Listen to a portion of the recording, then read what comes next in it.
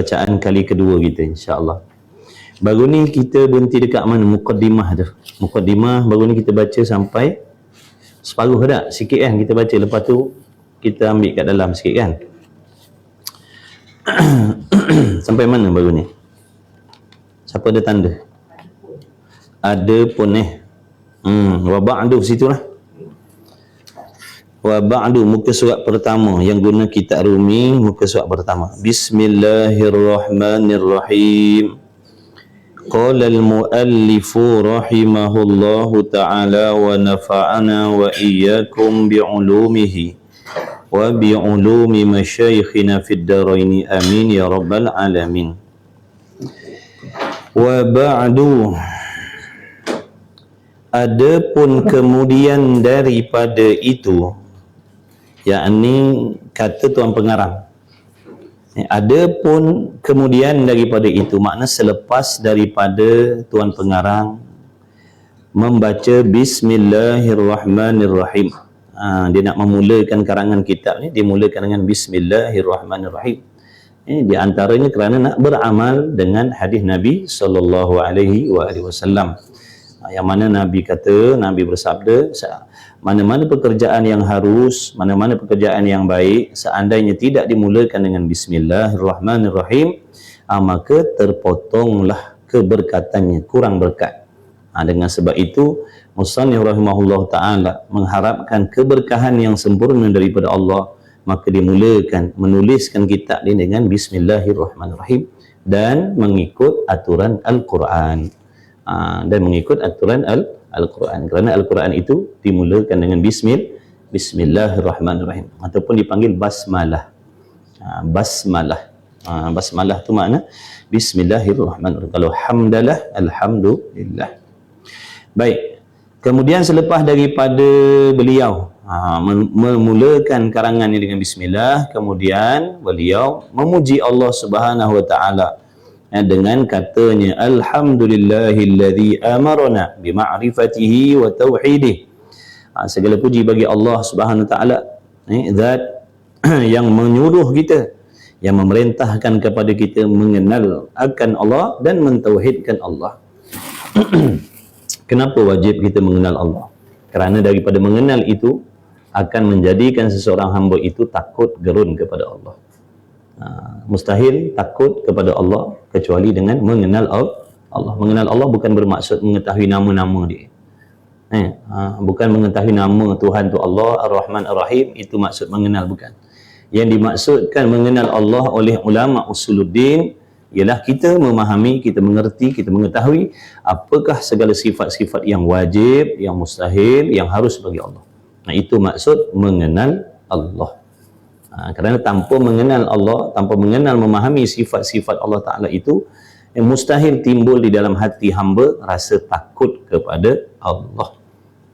Contohnya kita gerun kepada haiwan yang namanya harimau, bukan kerana namanya, tapi setelah kita mengetahui sifat dia. Itu yang menjadikan kita gerun dengan dia. Gerun dengan dia. Maka bertakwa, takwa dalam hati ni terhadap Allah ni hukumnya wajib. Setiap laki-laki perempuan wajib takut kepada Allah. Kerana daripada takut itu nanti akan menjadikan dia hamba yang taat, patuh kepada Allah. Apa sahaja yang Allah suruh dia akan buat, apa yang Allah larang dia akan tinggalkan, sama ada zahir dan batin. Itu kenapa? Kerana takut gerun kepada Allah. Dia tak berani nak membuat benda yang dibenci oleh Allah walaupun di dalam hatinya. Itu faedah daripada takut kepada Allah. Tapi kalau kita tak kenal Allah, kita tak akan takut kepada Allah.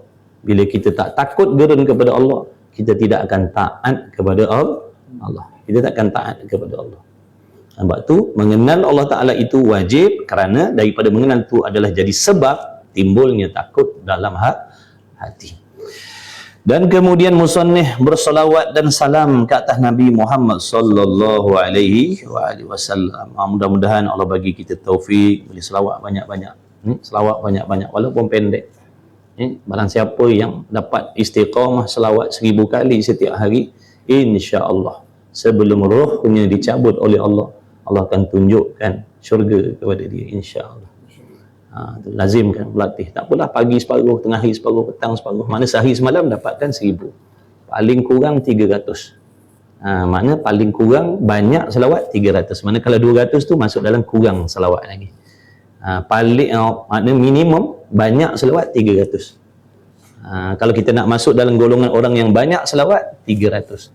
Kalau 200 tu masuk dalam kurang lagi 300. Pagi 50, tengah hari 50, tak 50, sambil bawa kereta, sambil duduk dalam jam, sambil tunggu lampu hijau, boleh selawat.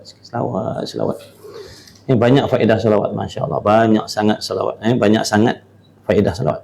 Di antara faedah selawat ni, Nabi sallallahu alaihi wasallam mengenali siapa dia dan siapa ibu bapa dia. Siapa yang berselawat, Nabi mengenali diri dia dan ibu bapa dia.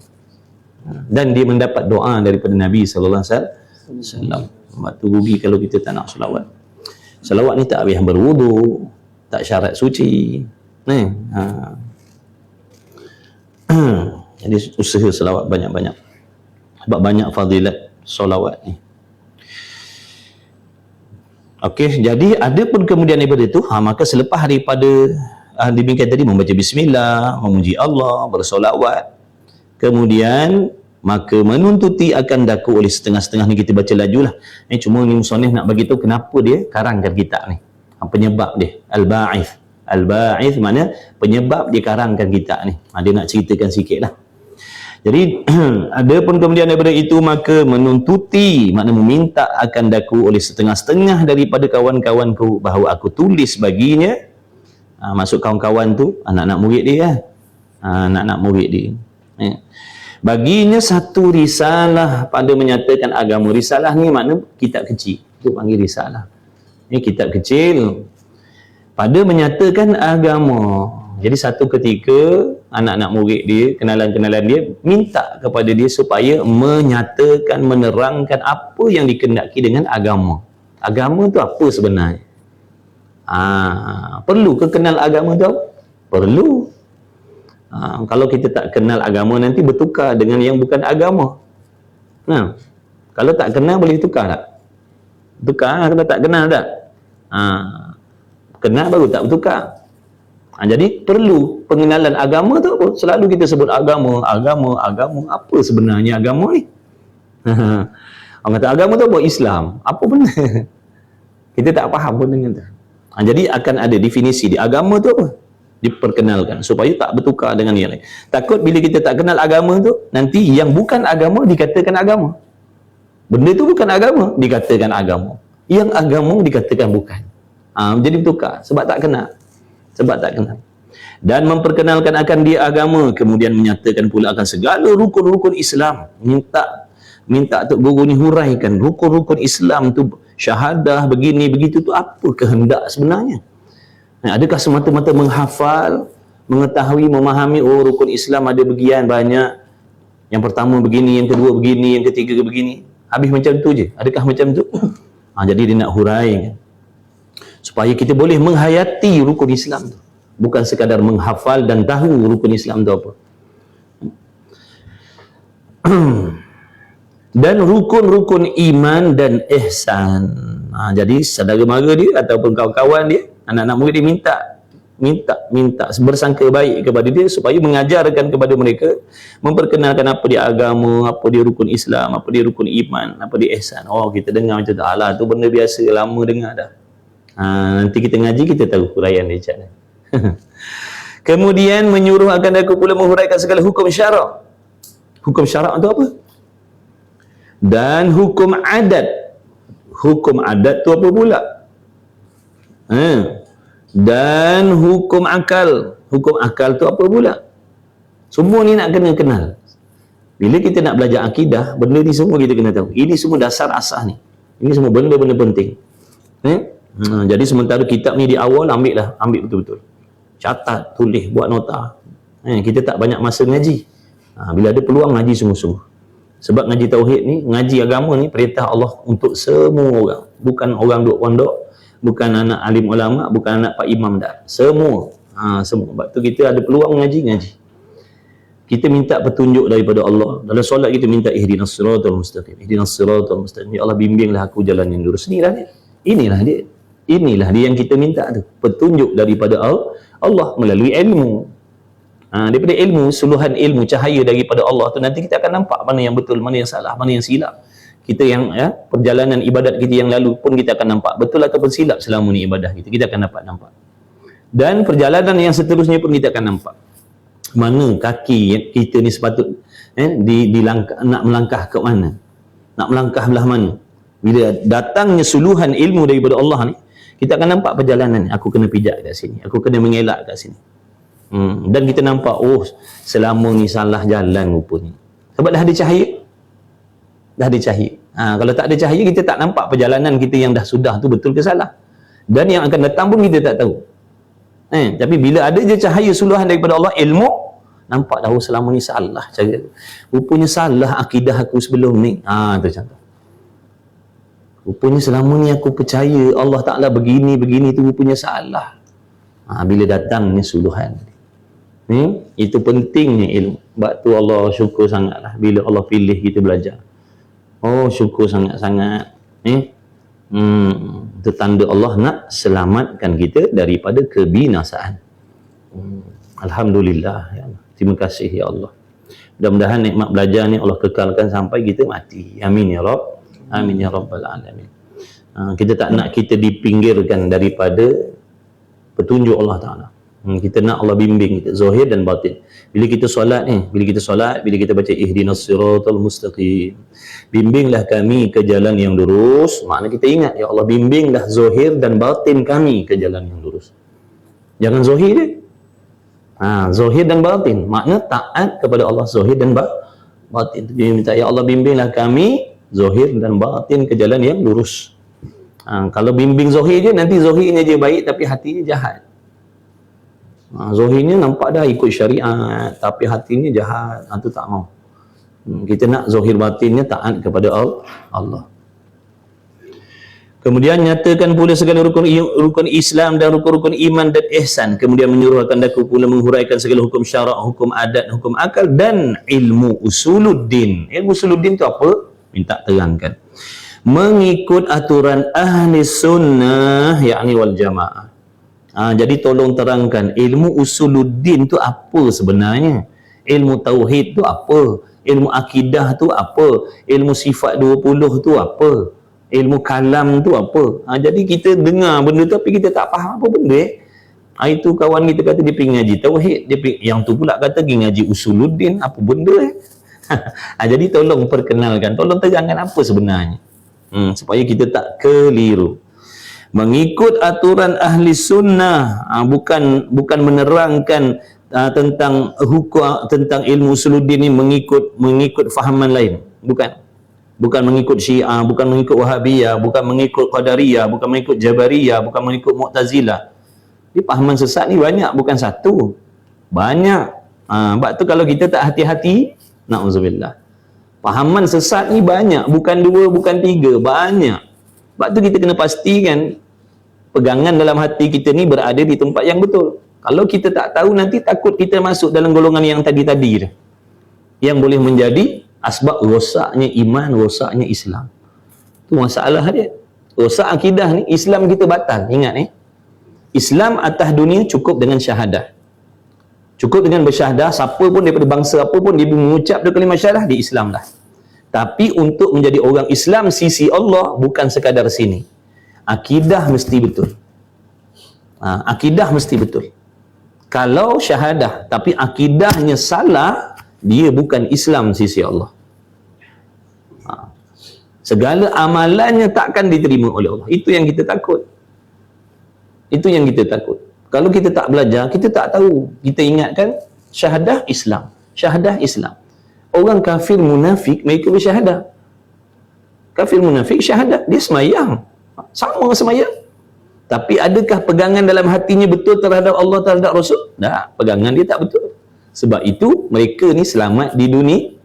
Dunia selamat. Akhirat tak. Akhirat kekal dalam neraka selama-lama. Maka kita tak nak masuk dalam kafir munafik.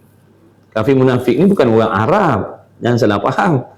Mana-mana orang yang zahirnya ikut perintah Allah tapi hatinya, akidahnya sesat, itulah kafir munafik. Itulah kafir munafik. Dia bukan orang Arab kafir munafik ni. Siapa-siapa lah yang macam tu. Tak kira di Melayu, di Arab, di Cina, di India. Zahirnya syahadah tapi akidahnya terhadap Allah salah. Akidahnya terhadap Quran salah. Akidahnya terhadap para rasul salah. Dia kafir munafik. Kafir munafik ni selamat di dunia. Di hari kiamat kekal dalam neraka. Sebab apa? Di sisi Allah dia bukan Islam pun. Jadi ingat tu, Islam seseorang di sisi Allah terhenti kepada akidah yang betul. Islam seseorang di sisi Allah terhenti di atas akidah yang betul. Kalau akidah salah, Islam di sisi Allahnya tidak diterima. Walaupun zahirnya di dunia ni dia nampak macam orang Islam, sebiji, sembahyang, puasa dan sebagainya. Dengan huraian yang terang. Jadi terangkan. Akidah ataupun akidah Ahlussunnah wal Jamaah ni apa? Tolong terangkan, nyatakan. Yang sangat mudah memahami akan dia, lagi mudah bicaraannya dan sederhana ibaratnya dan cakapannya, serta mendatang pula dengan dalil-dalil nakli dan akli. Ingat tu. Jadi bila kita ngaji Usuluddin ni, bila jumpa istilah macam tu, ambil cepat. Macam perkataan-perkataan yang kita tak pernah dengar macam tadi, nakli, dalil nakli, apa benda tu? Ambil, jangan biar dilepas macam tu je, ambil. Ambil, fahamkan. Mana dalil akli ni maksudnya bukti-bukti daripada Al-Quran ataupun hadis. Itu maksud dalil nakli. Tak apa, kita tak payah ngaji laju-laju. Awak pun nak laju-laju. Kita nak faham. Laju-laju baca sendiri. Beli buku baca sendiri. Hari ni boleh khatam. Kita bukan nak baca laju, kita nak ngaji faham. Satu-satu. Baik, jadi dalil tu mana bukti yang menunjukkan. Dalil tu mana bukti yang menunjukkan. Yang nakli itu asal maknanya pindah ataupun ambil. Ambil daripada Al-Quran. Contohnya bukti yang menunjukkan Allah itu ada. Mana buktinya? Ambil daripada ayat Quran. Itu namanya dalil nakli, nama dia. Dalil nakli. Dan akli, dalil akal ni bukti juga, tapi bukan diambil daripada Quran hadis. Bukti yang diambil dengan cara berfikir. Bukti yang diambil dengan cara berfikir. Contoh kita fikir. Antum semua, kalian semua boleh percaya tak kalau saya kata meja ni tak ada orang buat? Cuba fikir dengan akal. Kita fikir dengan akal, mana boleh. Mestilah ada tukang yang buat meja ni. Tu guna dalil akal lah tu, bukan dalil Quran. Guna akal mendapatkan bukti. Itu dalil akli. Maka dengan tuntutan itu aku pun memikir dan renung berbulan-bulan masanya. Tiba-tiba diilhamkan akan daku. Ilham, atau perkataan ilham. Ilham ni apa? Bisikan daripada malaikat di dalam hati. Itu ilham. Kalau syaitan bukan ilham. Syaitan namanya was-was. Bisikan dalam hati daripada syaitan namanya was-was. Panggilan tu, gelaran tu. Gelaran bisikan syaitan dalam hati namanya was-was. Contohnya, seseorang itu dibisikkan oleh syaitan untuk mencuri. Dia terfikir, duduk-duduk rasa macam nak mencuri malam ni. Timbul dalam hati rasa macam nak mencuri malam ni. Itu bukan ilham. Jangan kita cakap, aku dapat ilham nak mencuri malam ni. Itu bukan ilham. Itu was-was. Ilham ni bisikan yang baik-baik daripada malaikat. Malaikat tidak akan membisikkan benda jahat dalam hati. Tapi syaitan ada dua. Ada kala membisikkan benda jahat, ada kala dia membisikkan benda baik. Syaitan. Sebab tu dia bahaya. Sebab tu bahaya syaitan ni. Dia bukan bisikkan benda jahat je. Ada kala dia bisik benda baik dalam hati kita. Tapi bukan untuk kita jadi baik. Pasang perangkap. Dia pasang perangkap. Contoh. Dia kata, jomlah kita pergi dengar-dengar ceramah-ceramah. Itu pun, baguslah. Bagus tak ceramah? Isra Mi'raj, Nuzul Quran, Maulid Nabi, baguslah. Supaya kita terleka dan meninggalkan belajar fardu ain. Jadi kita akan berasa hebat lah tu. Dengan pergi ceramah-ceramah tu, berasa dah jalankan tanggungjawab dah. Rupa-rupanya itu perangkap. Kenapa? Dengan kita bersibuk berbimbang pergi ceramah-ceramah tadi, kita tak belajar ilmu ni. Ni fardu ain ni yang kita ngaji ni. Ni tauhid, tasawuf, tajwid, fiqh, itu fardu ain. Ilmu fardu ain ni ilmu yang nak mengajar kita tentang syarat rukun sah batal ibadat secara khusus. Mana kita boleh tahu A to Z tentang ibadat tadi, apa yang membatalkan, apa yang mengesahkan, syaratnya apa, rukunnya apa. Dalam ceramah-ceramah umum ada tak? Ada tak dalam ceramah umum Isra Mi'raj sebut tentang ajar kita mandi wajib? Mana ada? Tentang akidah? Tak ada. Kalau ada pun sentuh secara sikit-sikit gitu, nak membuka kesedaran boleh. Ceramah-ceramah ni nak membuka kesedaran boleh. Tapi nak melepaskan, nak mengajar kita supaya pandai ibadat, bukan ceramah tempat dia. Ngaji fardu ain macam ni, kena bertalaqi, kena ada kitab. Baru kita boleh pandai bab mandi wajib, bab suci daripada haid nifas dan sebagainya, bab cuci najis. Kita boleh tahu dengan cara ngaji fardu ain. Tapi ramai di kalangan kita yang terpedaya dengan syaitan tadi tu. Dia mengajak kita pergi ceramah, kita rajin pergi ceramah, tapi fardu ain kita tak nak ngaji. Sangkaan kita dah belajar agama dah.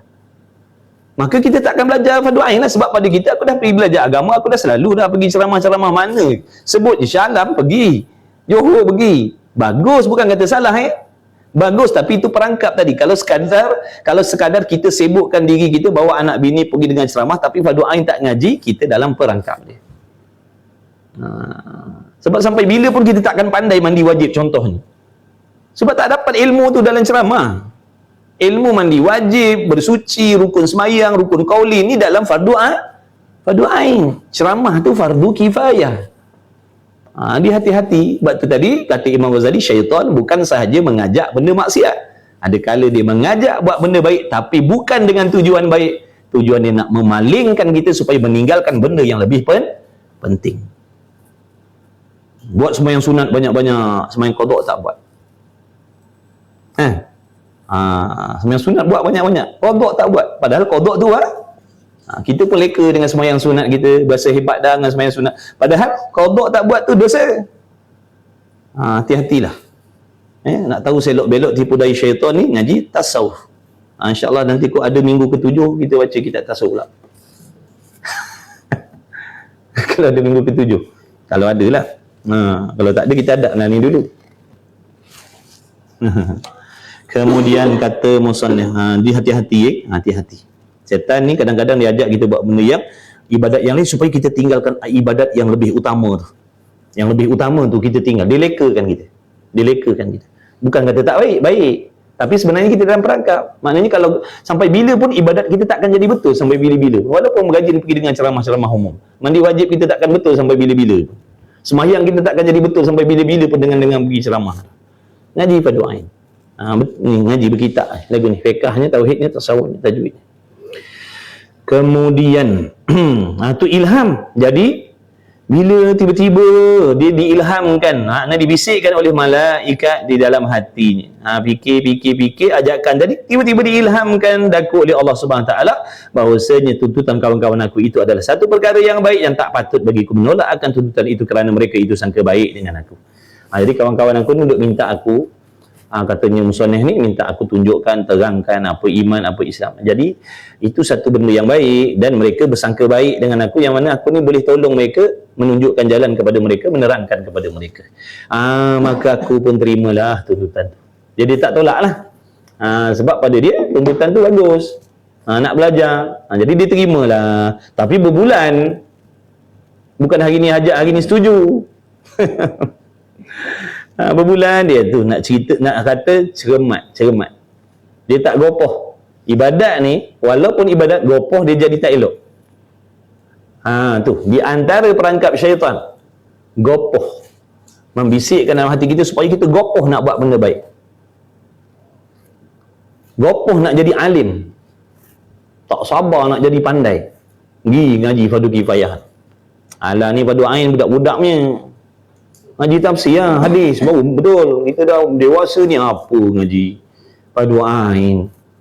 Ngaji tafsir Quran, tafsir Quran, hadis, itu kerja dulu baru hebat. Habis. Gopoh nak jadi baik tu bagus, tapi kalau gopoh nak jadi baik itu tak bagus. Nabi pesan dalam satu hadis, agama ni Nabi kata padat. Agama ni padat, padu. maka gali perlahan-lahan, Nabi kata. Gali perlahan-lahan, jangan gopoh. Benda keras ni kalau gopoh nak tebuk dia pecah. Jadi sabar, bawa awak bertenang. Bawa awak bertenang, ngaji yang pada ain duduk hadap gitu. Nanti tambah sikit gitu. Ini dak segala ilmu nak belajar. Lepas tu letih. Letih habis dah lah. Tak ada dah lah. Macam kita kan. Gopoh nak habis baca Quran, satu hari 5 juzuk kita baca. Itulah dia sekali setahun. Lepas tu tak sentuh dah lah. Bosan dah. Putus asa dah, letih dah.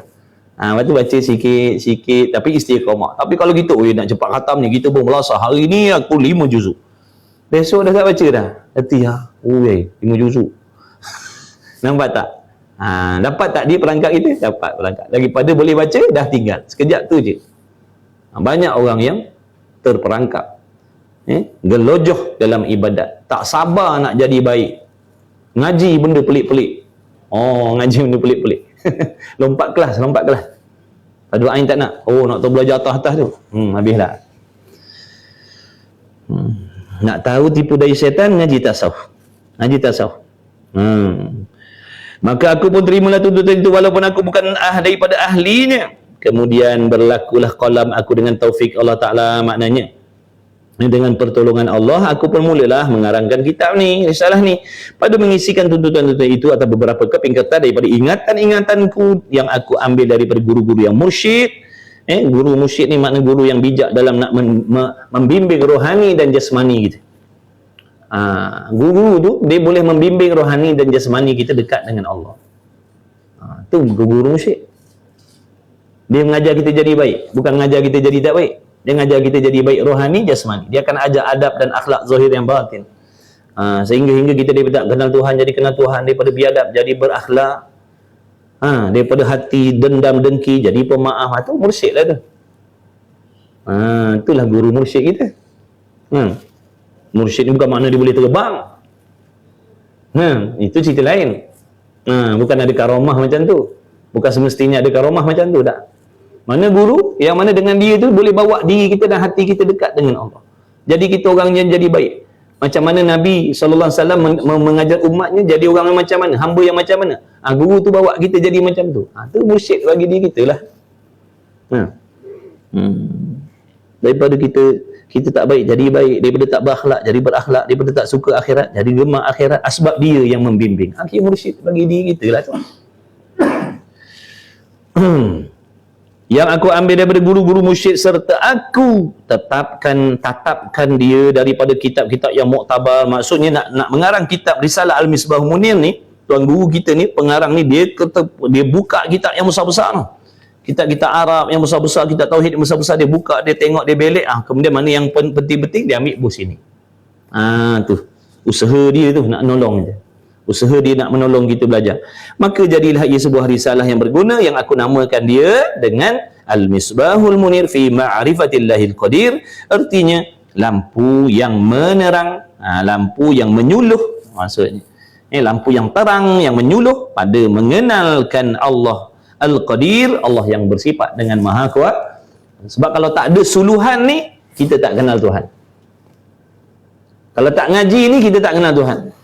Duduk dalam gelap tadi kan, tahu Allah nama dia, Allah gitu. Apa sifat dia? Entahlah. Ilmu Tuhan macam mana? Tak tahulah. Itu yang boleh timbul dalam hati, Allah ni tak faham masalah aku. Kenapa boleh timbul macam tu kalau kenal Tuhan? Allah tak faham masalah aku ni. Allah tak faham aku. Allah tak faham masalah aku. Rosak akidah tu, jangan main-main. Tak faham ni jahil.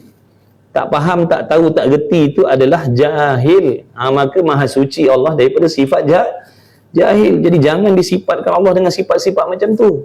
Sebab tu kita ni kena belajar, kena ambil tahu juga apa sifat yang bukan sifat Allah. Apa yang bukan sifat Allah kita kena tahu. Bukan untuk pakai, untuk jaga hati, jangan letakkan sifat tu pada Allah. Ibaratnya ginilah, kita kalau belajar bab solat, kita perlu tak nak tahu benda-benda yang membatalkan solat? Perlu tak kita nak kena belajar? Adakah untuk diamalkan dalam solat? Dah. Belajar tu supaya kita hati-hati dalam solat. Jangan buat begitu. Kalau buat macam tu, batal solat. Jangan makan contohnya dalam solat. Kalau makan dengan sengaja batal solat. Jadi kita belajar benda-benda tu bukan suruh diamalkan dalam solat, supaya hati-hati. Jangan nanti kalau kita buat membatalkan solat kita, supaya kita jauhkan maksudnya. Dan dalam masa yang sama kita kena belajar syarat rukun sembahyang. Dan dalam masa yang sama kena tahu benda yang membatalkan solat apa dia, supaya dalam solat nanti andai kata berlaku benda tu, kita tahu solat kita dah terbatal. Ataupun kalau kita buat dengan sengaja, batal solat kita. Begitulah juga dalam bab akidah ni. Kita kena tahu apakah sifat-sifat yang bukan sifat Allah. Sifat tu bukan sifat Tuhan. Sifat tu bukan sifat Allah. Kita kena tahu supaya jangan disifatkan Allah dengan sifat tu. Contoh macam tadi kan, tak faham. Tak faham tu bukan sifat Allah. Tak faham tu sifat kelemahan. Tak faham tu sifat kekurangan. Tiba-tiba dia etikot dalam hati, Allah ni tak faham. Maksudnya Allah tu jahil. Tak faham ni sepupu jahil. Sepupu jahil. Jahil ni maknanya tak tahu langsung. Dan yang seumpama dengan jahil, maknanya dia termasuk dalam jenis-jenis kejahilan juga.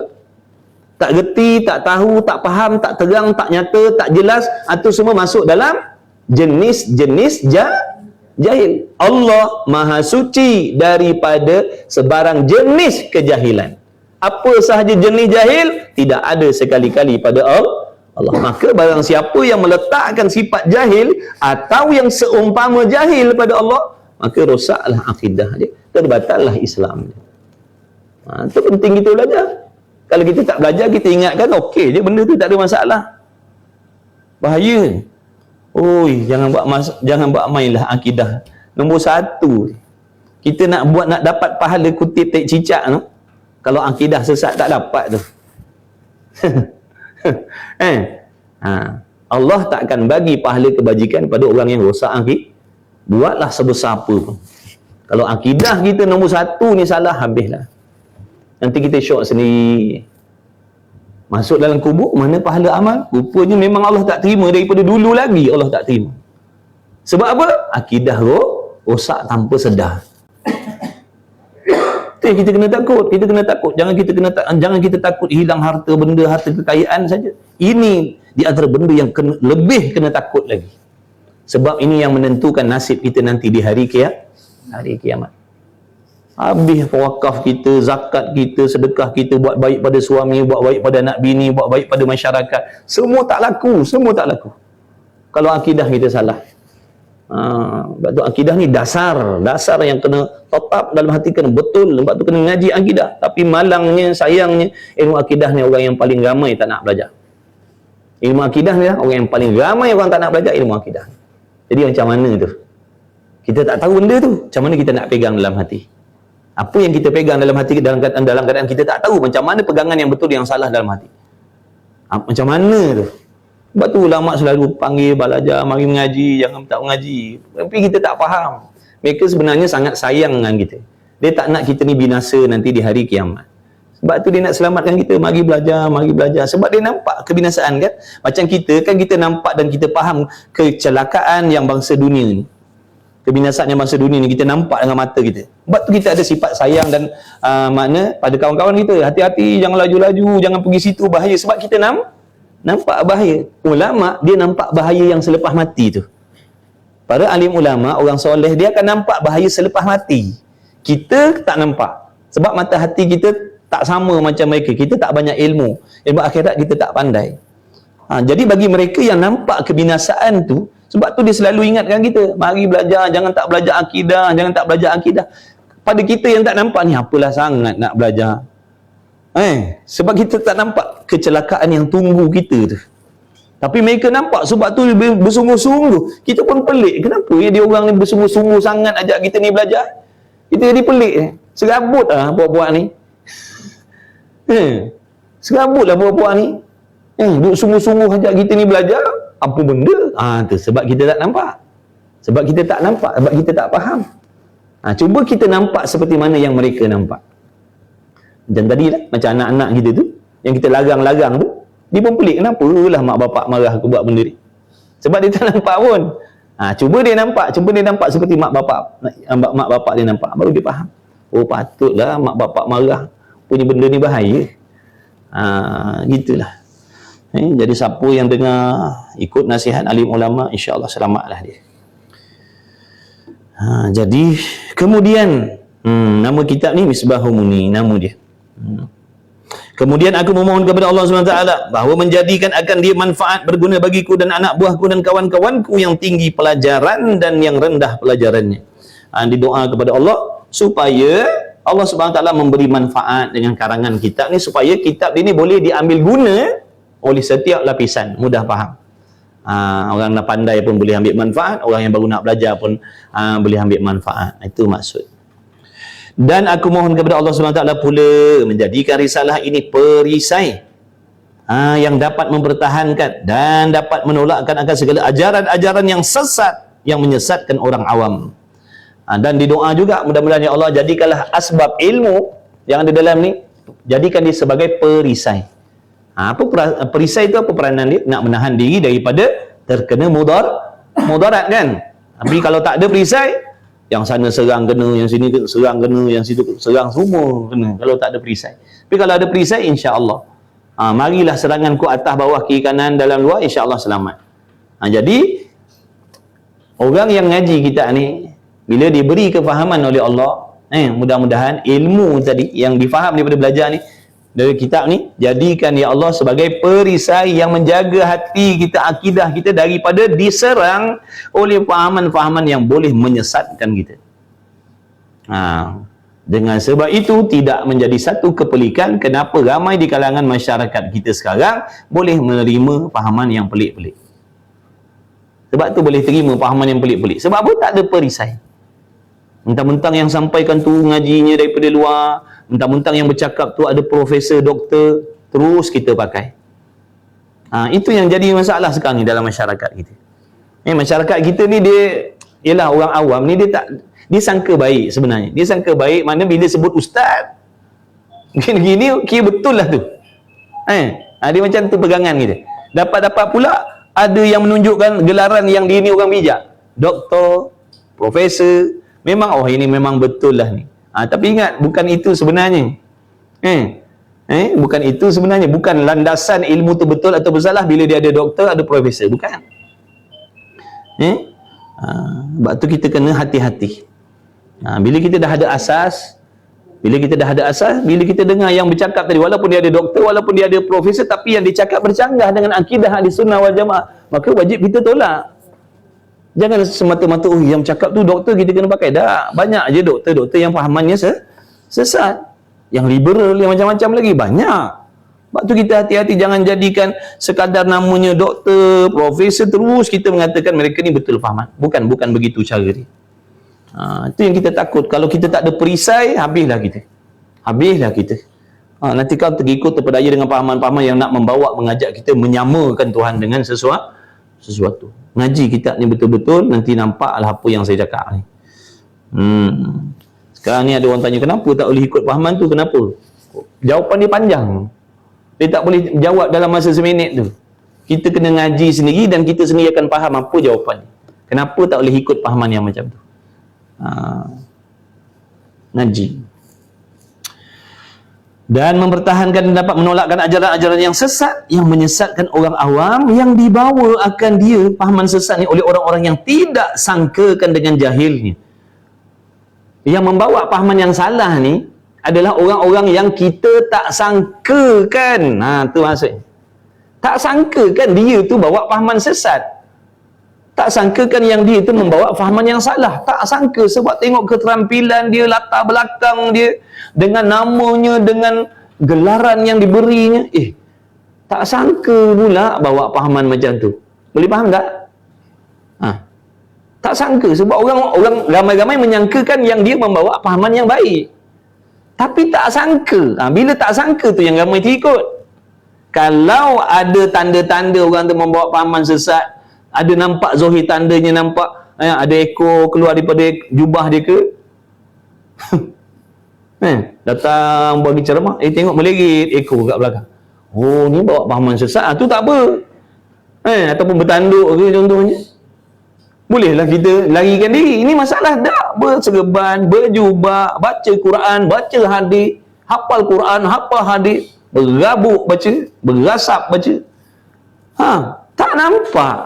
Sebab tu orang awam banyak tertipu, banyak terikut. Sebab tak nampak tanda-tanda orang tu bawa fahaman sesat, tak nampak. Sebab zahirnya memang dia ni orang yang baik, orang yang betul akidah, betul fahaman. Contoh, tengok dia bagi contoh, dia bagi contoh seperti ni ajaran-ajaran. Dengar baik-baik ni. Ini bila kita dapat dengar, dapat tahu perkataan ni keluar daripada siapa-siapa, tak kisahlah yang mengaji dalam negara, luar negara, ustaz ke, ustazah ke, pak kiai ke, pak apa ke, kawan-kawan ke, bila dia cakap ni, maknanya orang ni orang yang membawa pahaman yang salah. Seperti ajaran-ajaran yang mengatakan tidak wajib belajar sifat-sifat 20 yang termasyhur itu. Tu tanda-tanda dia. Mana-mana orang, tak kisahlah ustaz, ustazah, tok guru ke apa ke, dia kata tak wajib belajar sifat 20 ni. Cuma sunat sahaja dia kata. Dia menafikan wajib. Padahal di sisi kita ahli sunnah wal jamaah, belajar sifat 20 ni wajib, bukan sunat. Maknanya kalau ada yang menukar hukum tu, dia kata belajar sifat 20 ni bagus juga. Dia sekarang ni dia pandai kelok, dia pandai kelok. Kalau pakcik-pakcik, makcik-makcik jemaah nak belajar sifat 20 tu bagus. Tapi sebenarnya tak wajib pun. Kan macam okey je tu dengar. Kan kita macam nak ikut je tu. Kalau nak belajar sifat 20 pun tak ada masalah, tapi kalau tak belajar pun tak apa, sebab benda bukan wajib. Kalau macam saya tak ada belajar sifat 20 ni, tapi kan macam mana, dah tentulah kita nak ikut ustaz tu. Ustaz tu pun tak belajar sifat 20 ni, kita ikut dia lah. Dia pandai musang berbulu ayam ni, jaga-jaga lah. Jaga-jagalah. Musang bulu ayam ni banyak masuk dalam masjid, macam masuk dalam surau. Hati-hatilah. Sebab tu banyak terkena. Dia sekarang dia dah ubah style penyampaian dia. Bid'ah. Tak ada dah macam tu. Sebab nanti nampak sangat. Jadi dia kelok macam tadi. Kalau tuan-tuan nak belajar sifat 20 ni, bagus, tak ada masalah. Tapi kalau macam saya tak belajar sebab bukan wajib pun sebenarnya. Tapi kalau belajar, bagus. Dengan muka dia yang penuh confident tu, kita pun menyesal aku belajar selama ni. Dah ikut. Habislah dah tu. Kena dah tu. Dah kena dah tu. Ingat tu, tak kira ustaz, tak kira ustazah. Kalau dia berakidah ahli sunnah, dia akan kata wajib belajar, bukan sunat. Bukan boleh belajar pun tak apa, tak belajar pun tak apa, bukan. Mesti kena belajar. Itu masuk wajib. Wajib ni kalau kata belajar pun tak apa, tak belajar pun tak apa, itu sunat. Nak belajar pun tak apa, tak nak belajar pun tak ada masalah. Itu sunat. Hati-hati tu. Banyak ni. Sebab tu bahaya kita buka ni media-media ni, dalam media ni. Semalam ada pakcik tu tanya, ustaz boleh tak kita nak, kalau tak ada kelas kat mana-mana, kita nak ngaji dalam media ni, boleh tak? Kata boleh, tapi kita kena hati-hati sebab dalam tu semua ada. Yang Wahabiyahnya ada, yang Mu'tazilahnya ada, yang liberal ni, macam-macam ada kat dalam tu. Kita pula tak pandai. Mentang-mentang tengok dia nampak macam orang alim aja, kita terus terima. Padahal tapi kena hati-hati maksudnya. Kita dulu kena persiapkan diri kita dengan fardu ain tadi supaya kita dapat membezakan. Kita kena ni pelik pula ni, maknanya kita takkan terima. Tapi kalau kita tengok benda-benda tu dalam keadaan kita sendiri pun tak pandai, dah tu nafsu dan syaitan dalam hati kita ni, dia mudah tertarik kepada benda tak elok. Dia mudah tertarik. Scroll dengar sekejap hukum qada sembahyang contohnya. Scroll adalah seorang ni ustaz ke ustazah ke, dia kata sebenarnya kalau sembahyang yang kita sengaja tinggalkan, tak perlu kita qadakkan, cukup dengan menyesal atas perbuatan tu dan bertaubat kepada Allah. Dia ada current nilai macam, dia akan ikut tu. Scroll pula tu wajib qadak sembahyang, tak kira sembahyang sengaja tinggal, tak sengaja tinggal, wajib ganti. Yang ni macam berat, yang ni, yang tadi okey kot. Dia akan ikut yang tadi tu. Tu lah, nampak tu, buat ibadat ni banyak perangkap ni. Dan ajaran-ajaran melihat Tuhan dalam dunia, ada pula fahaman-fahaman ajaran-ajaran kalau ambil amalan tu, buat wirid ni, baca wirid tu, Bukan kata wirid tu salah. Dah, dia punya fahaman itu. Kalau kau baca di gini, kau amalkan, kau boleh tengok Tuhan sebelum kau mati ni, kau boleh nampak Tuhan, kata dia. Oh, jangan main-main. Itu fahaman sesat. Kau ada lah. Macam tu jangan terima. Dan ajaran-ajaran yang memegang dengan zahir ayat mutasyabihat, nanti kita akan jumpa dalam bab mukhalafah, kita akan jumpa ni. Ayat mutasyabihah ni, sepintas lalu, ayat Quran ataupun hadis yang kalau kita terjemah bahasa Melayu, kalau kita terjemahkan ayat Quran dan hadis tadi, terjemah bulat-bulat dalam bahasa Melayu, akan memberitahu kepada kita, Tuhan tu macam makhluk keadaan dia. Tuhan tu macam makhluk keadaan dia, zat dia, sifat dia macam makhluk. Kalau ayat tu diterjemahkan, semata-mata diterjemahkan dalam bahasa Melayu, akan memberitahu kita Tuhan tu macam makhluk. Contoh kita buat mudah ginilah, perkataan yadullah. Yadullah, kalau kita tak tahu makna, tak ada kesamaran. Kesamaran tak yadullah? Tak ada kesamaran lah, kita pun tak faham apa benda. Tapi bila terjemahkan tangan Tuhan, nampak tak tu? Bila terjemah yadullah dengan makna tangan Tuhan, dah mula kita fikir tangan Tuhan. Tangan Tuhan, bukankah tu dah menimbulkan keraguan? Sedangkan kita dah tahu Allah tak serupa dengan sesuatu, tak serupa dengan makhluk pada segala sudut.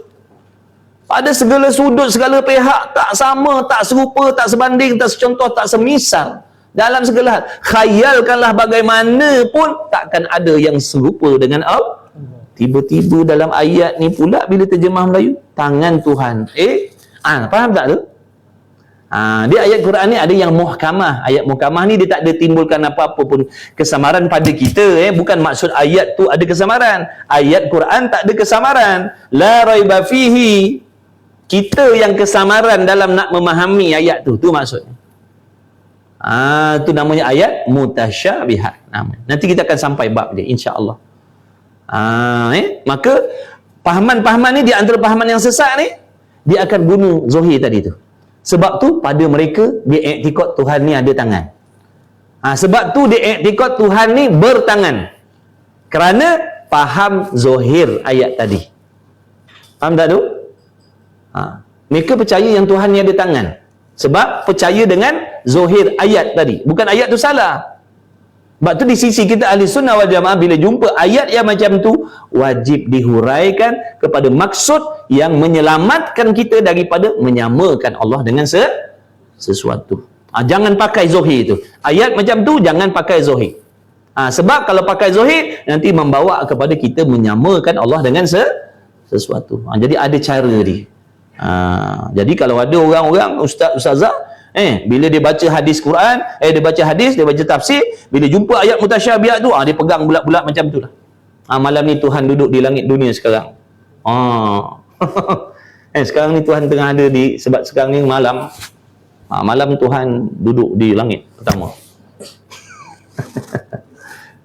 Berat tu. Tu zahir ayat lah tu. Zahir hadis tu ayat. Tu hadis. Jadi bahaya. Bahaya. Ngaji. Nanti faham sendiri, insya-Allah.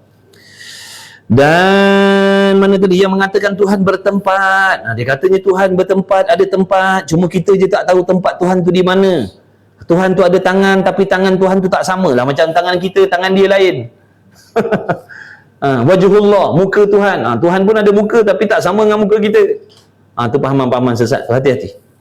Dan sebagainya daripada ajaran-ajaran ahli dhalalah. Dan aku pohon kepada Allah Ta'ala pula bahawa menjadikan akan dia risalah ni satu simpanan manasahab yang baik bagiku dunia dan akhirat. Fa innahu ala kulli syai'in qadir.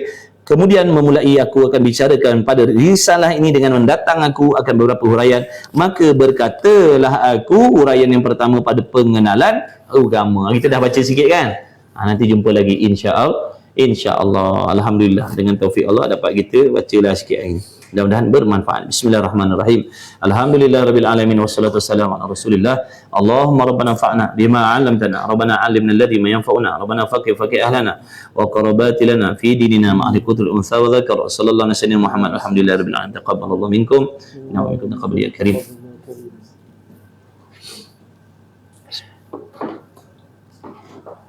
Minggu depan 5 hari bulan. Minggu pertama, minggu depan ada lagi. Tapi musolli minggu depan.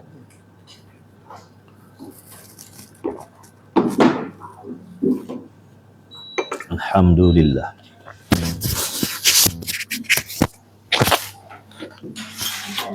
Mengenai tenda-tenda yang kita gantung kat rumah tu kan, yang ada gambar berhala dia. Kita letak pandangan Ustaz lah. Letak bawah-bawah lah. Ada gambar gereja, kalau boleh tak payah gantung. Tak payah gantung. Ada tempat tinggi lah. Nampak macam kita memuliakan tempat-tempat macam tu, gambar-gambar macam tu. Baiknya tak payah. Kalau padan boleh Ustaz? Kalau padan boleh, conteng ke apa ke. Boleh. Lekat gambar kita ke. Lekat gambar laki kita ke. Lekat gambar kita ke. Dia ada ulama kata makro, gambar-gambar binatang, makro. Yang kata haram muktamad tu kalau bertubuh.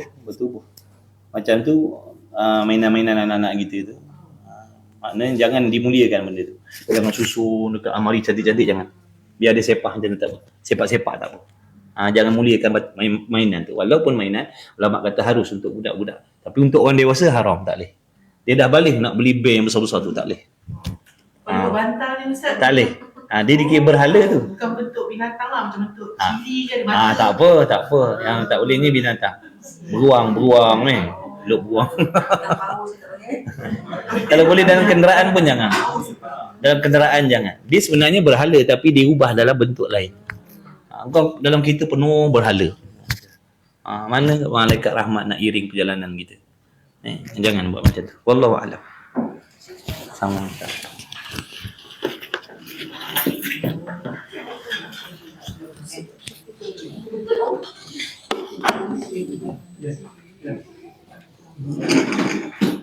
La haula wala quwwata illa billah.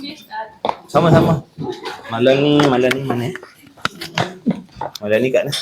Malam ni minggu kelima. Minggu kelima saya nak tanya dia orang. Sama tak jumpa lagi insya-Allah. Sama.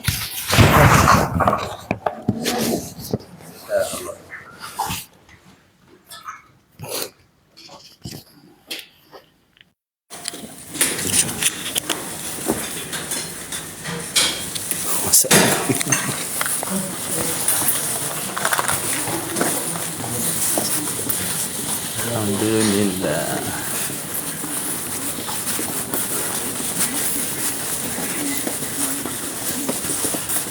La haula wala quwwata illa billah.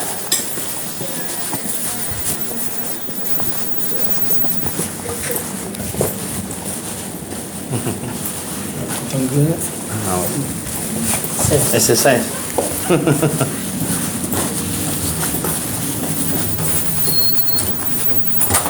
Alhamdulillah.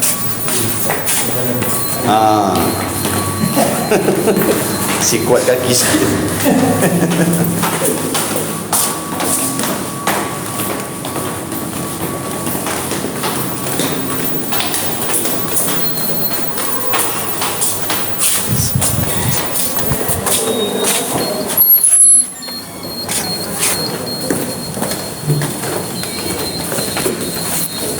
Alhamdulillah. Sama sampai.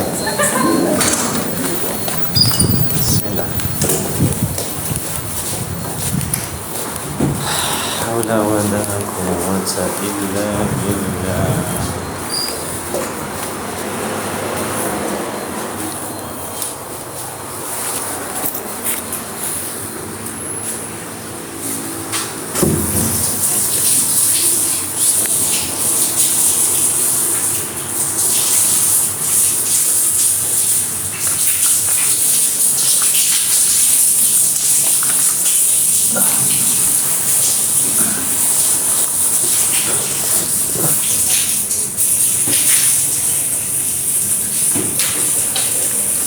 Malam ni minggu kelima, tengok kuliah maghrib nanti tanya. Sebab biasa minggu kelima tak ada. Minggu kelima maghrib.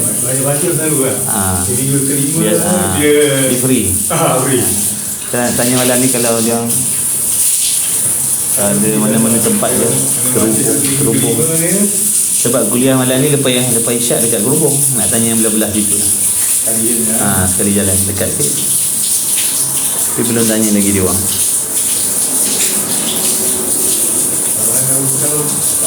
Kira USB minggu pertama, ketiga, kelima.